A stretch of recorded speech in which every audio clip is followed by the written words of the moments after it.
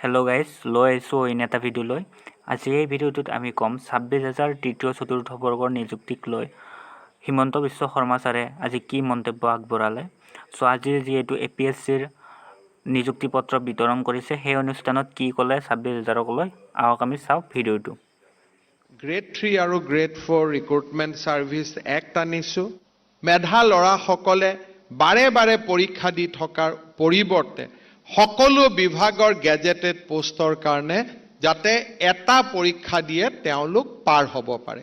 আমাৰ বহুত বিভাগত বহুত গেজেটেড পোষ্ট আছে।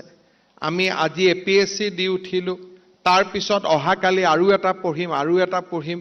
গতিকে ইয়াক আমি প্ৰকৃত অৰ্থত কম্বাইন কম্পিটিটিভ এক্সাম কৰিব খুজিছোঁ, যাতে অসম চৰকাৰৰ প্ৰত্যেকটো গেজেটেড পোষ্টক ই সামৰি লয়। মই পাৰ্চনেল বিভাগক অনুৰোধ কৰিম যে প্ৰত্যেকটো ছাৰ্ভিচ ৰুলক ইন এবিয়েন্স ৰাখি এখন আইন প্ৰণয়ন কৰিব লাগে, য'ত লোকসেৱা আয়োগৰ কৰ্তৃত্ব থাকিব যে গোটেইকেইটা বিভাগৰ ইঞ্জিনিয়াৰিং ছাৰ্ভিচৰ এক্সাম বছৰত তেওঁলোকে এবাৰ পাতিব আৰু ৰিক্ৰুটমেণ্ট উইল বি